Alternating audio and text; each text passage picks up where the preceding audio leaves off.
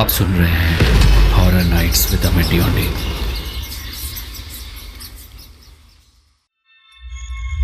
आज की कहानी है काला चौक, भाग 1। कहते हैं इंसान सिर्फ उसी पर विश्वास करता है जिसे वो देख और सुन पाता है, मगर वो इस बात से अनजान रहता है कि यह संसार रहस्यों से भरा पड़ा है।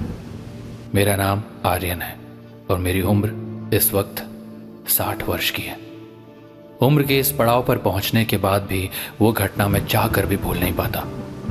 ये बात है उस दौर की जब मैं जवान और एक तंदुरुस्त व्यक्ति था। सन 1990।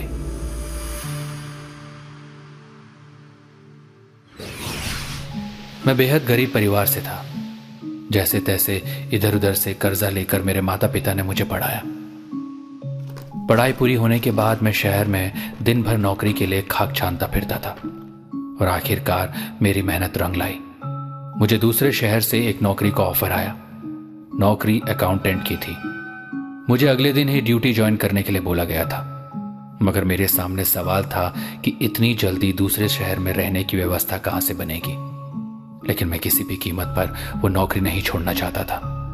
मेरे पड़ोसी नितिन ने मुझे बताया कि उस शहर में काला चौक नाम की एक जगह है जहां एक घर खाली पड़ा है।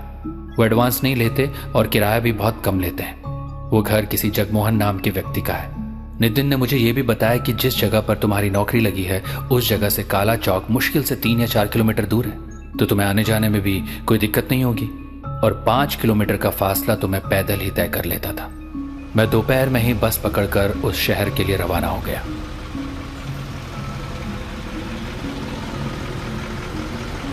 मैंने बस के ड्राइवर को बोल दिया था कि मुझे काला चौक के पास वाले बस स्टैंड पर उतार देना।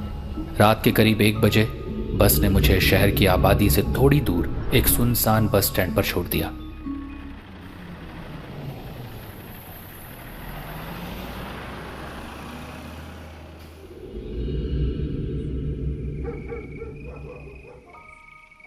जहां मुझे सिर्फ कुत्तों के अलावा कोई इंसान नजर नहीं आ रहा था। मैं आंखें फाड़ फाड़ कर किसी इंसान को तलाशने लगा। जनवरी का महीना था। हाड़ कपा देने वाली ठंड पड़ रही थी। उस रात ठंड कुछ ज्यादा ही थी। ऐसा लग रहा था शायद कुछ देर पहले वहां बारिश हुई थी। तभी मेरी नजर एक व्यक्ति पर पड़ी जो साइकिल से बड़ी तेजी से वहां से निकला जा रहा था। मैं भागता हुआ उस व्यक्ति के पास पहुंच गया। वो व्यक्ति मुझे गौर से देखने लगा और बोला, लगता है किसी दूसरे शहर से आए हो साहब। कहाँ जाना है आपको? यहां पर दूर दूर तक कोई ऑटो रिक्शा नजर ही नहीं आ रहा। शुक्र मनाओ बाबूजी कि मैं आपको नजर आ गया। वो क्या है ना कि ये एरिया शहर की आबादी से थोड़ा दूर है, इसलिए यहाँ शाम के बाद ऑटो रिक्शा नहीं मिलता। बताइए वैसे आपको जाना कहाँ है? क्या आप मुझे बता सकते हैं कि काला चौक यहाँ से कितना दूर है? काला चौक नाम सुनते ही वो व्यक्ति जो कुछ देर पहले मुस्कुरा कर मेरी ओर देख रहा था, अचानक उसके होंठों पर मुस्कुराहट की जगह गंभीरता ने जन्म ले लिया। मैंने देखा कि उसका चेहरा दहशत और खौफ से पीला पड़ गया था। कड़कड़ाती हुई ठंड में उसके माथे पर अचानक पसीने की बूंदें टपकने लगी। उसने हकलाते हुए मेरी ओर देखकर कहा, काला चौक? रात के इस वक्त क्या काम है वहां पर आपको? मैंने उस व्यक्ति को कुछ ही सेकंड में अपनी सारी मजबूरी बता दी। मेरी बात सुनकर वो व्यक्ति कुछ देर तक खामोश रहा और फिर मेरी ओर देखकर बोला, वो सामने दाईं तरफ का रोड देख रहे हैं आप? उस रास्ते से 5 किलोमीटर दूर काला चौक है, मगर इस वक्त आपको पैदल ही जाना पड़ेगा। वैसे मेरी एक सलाह मानिए, वहां पर किराए का मकान ना ही लें तो बेहतर होगा। इतना कहकर वो व्यक्ति बड़ी फुर्ती से साइकिल से वहां से निकल गया। मैं उसे जाता हुआ देखता रहा। उस वक्त मेरी समझ में नहीं आया कि आखिर वो व्यक्ति काला चौक का नाम सुनकर इतना घबरा क्यों गया था। लेकिन मुझे सुबह ड्यूटी ज्वाइन करनी थी और रात के 1 बज चुके थे। मेरे शरीर में सफ़र की थकान हावी होने लगी थी और ऊपर से कड़कड़ाती हुई ठंड ने मुझे अंदर तक तोड़ कर रख दिया था। मुझे इस वक्त आराम की सख्त ज़रूरत थी। मैं समझ गया कि रात में यहाँ पर कोई भी सवारी नहीं मिलेगी, इसीलिए मैंने वहाँ से पैदल ही जाने का फैसला किया, क्योंकि 5 किलोमीटर का फासला मैं आधे घंटे में ही पूरा कर लेता था। मैं वहाँ से पैदल ही काला चौक के लिए चल पड़ा।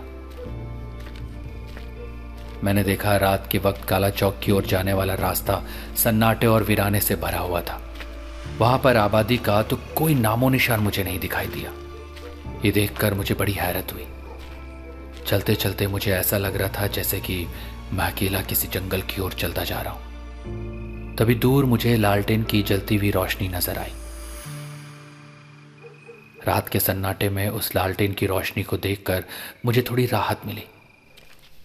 मैंने अपने कदम और ज्यादा तेज कर दिए, लेकिन कुछ ही पल में मेरी ये खुशी गायब हो गई, क्योंकि मैंने देखा वो बहुत बड़ा कब्रिस्तान था।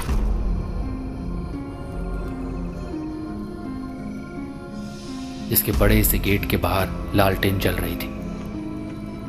वहां के आसपास लंबे लंबे पेड़ के साए बड़ी सी भयानक आकृतियां बना रहे थे।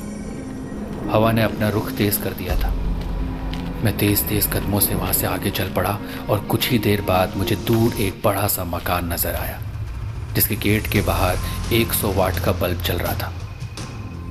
मैं समझ गया कि जिस व्यक्ति ने मुझे काला चौक में बने हुए मकान के बारे में बताया था, शायद ये वही मकान है।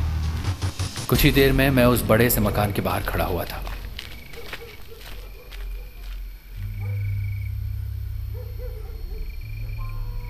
ऐसा मालूम पड़ता था कि वो मकान बहुत पुराना था। रात के 2 बजे थे और मैं खड़ा हुआ यही सोच रहा था कि उस मकान पर लगी हुई बेल बजाऊं या नहीं। वहां आसपास चारों ओर एक अजीब सी मनहूसियत छाई हुई थी। एक पल को मेरे दिल में आया कि वहां से उल्टे कदम वापस लौट जाऊं, लेकिन फिर अचानक मेरे मन में नौकरी का ख्याल आ गया और परिवार की गरीबी सामने आ गई। ऊपर से मेरा शरीर बुरी तरह से थका हुआ था। मेरे पैर अब दर्द कर रहे थे। मैं अपनी उंगली बेल पर रखने ही वाला था कि तभी मुझे किसी की गड़गड़ाहट भरी आवाज सुनाई दी। पता नहीं उस आवाज में ऐसा क्या था कि मेरे रोंगटे खड़े हो गए थे। मैं फुर्ती से 2 कदम पीछे हट गया और पीछे की ओर देखने लगा। मैंने देखा एक काला साया मेरी ओर बढ़ता हुआ आ रहा था। कुछ ही पलों में वो मेरे सामने खड़ा था और उसे देखकर मेरी आंखें दहशत से फटी की फटी रह गई। वो एक बहुत बड़ा बिल्ला था। मैंने अपनी जिंदगी में इतना बड़ा बिल्ला कभी नहीं देखा था। उसकी आंखें बड़ी अजीब सी थी। ऐसा लग रहा था मानो उसकी आंखों के अंदर से रोशनी फूट रही हो। वो मुझे खा जाने वाली नजरों से देखने लगा। मैं डरा सहमा खड़ा उसकी ओर देख रहा था कि अचानक उस बिल्ले ने एक छलांग लगाई और दीवार के रास्ते से उस मकान के अंदर घुस गया। उसके जाने के बाद मैंने थोड़ी राहत की सांस ली। मैं बेल का बटन दबाने ही वाला था कि तभी अचानक गेट खुल गया और मेरे सामने खड़ा था एक बूढ़ा शख्स, जिसने बहुत पुराने टाइप का कोट पैंट पहना हुआ था। उसकी आंखों पर एक मोटा चश्मा लगा हुआ था और वो मुझे सवालिया नजरों से घूरने लगा। मेरे माथे पर पसीना देखकर वो व्यक्ति मुझसे बोला, कौन है आप? जी मेरा नाम आर्यन है। आप जगमोहन जी हैं? मेरी बात सुनकर वो व्यक्ति कुछ देर मुझे खड़ा खड़ा घूरता रहा और फिर भारी आवाज में मेरी ओर देखकर बोला, हाँ मेरा नाम ही जगमोहन है, लेकिन तुम्हारे माथे पर यह पसीना क्यों है भाई? जी वो अभी एक बहुत बड़ा बिल्ला कूदकर आपके मकान के अंदर चला गया। उससे ही देखकर मुझे पसीना आ गया था। मैं दूसरे शहर में रहता हूँ और मेरी नौकरी इस शहर में लगी है। मुझे बताया गया था कि आपके यहाँ पर एक कमरा किराए पर मिल सकता है। मेरी बात सुनकर जगमोहन के चेहरे पर एक रहस्यमयी मुस्कुराहट आ गई।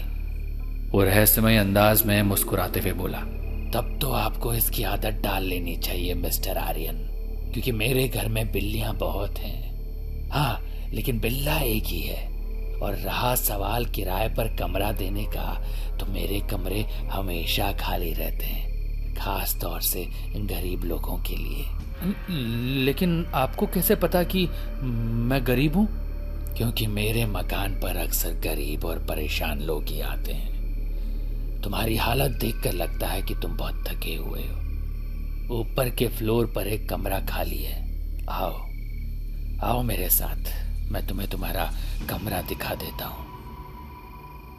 जगमोहन की बात सुनकर मैंने सुकून की सांस ली, क्योंकि मुझे डर था कि कहीं ऐसा ना हो कि आधी रात में वो किराए पर कमरा देने के लिए मना ना कर दे। मैं उसके साथ अंदर चला गया। मैंने देखा अंदर से वो मकान बहुत विशाल बना हुआ था। अंदर एक घना और बेहद पुराना पीपल का पेड़ भी लगा हुआ था। मैं जगमोहन के पीछे पीछे चल रहा था कि तभी मेरी नजर अंदर उस पेड़ के ऊपर गई। मुझे उस पेड़ के ऊपर अंधेरे में बहुत सी चमकती हुई आंखें दिखाई दी। ये देखकर मेरे रोंगटे खड़े हो गए और सर्दी में मेरा शरीर पसीना पसीना हो गया। दोस्तों, ऐसी हॉरर स्टोरीज के लिए सब्सक्राइब कीजिए हमारा channel horror nights with Amit Dyoni. Bell icon दबाना मत भूलिएगा। और अगर आपको पॉडकास्ट पसंद है, ऑडियो स्टोरीज पसंद है, तो डाउनलोड कीजिए हमारा ऐप ऑडियो पिटारा।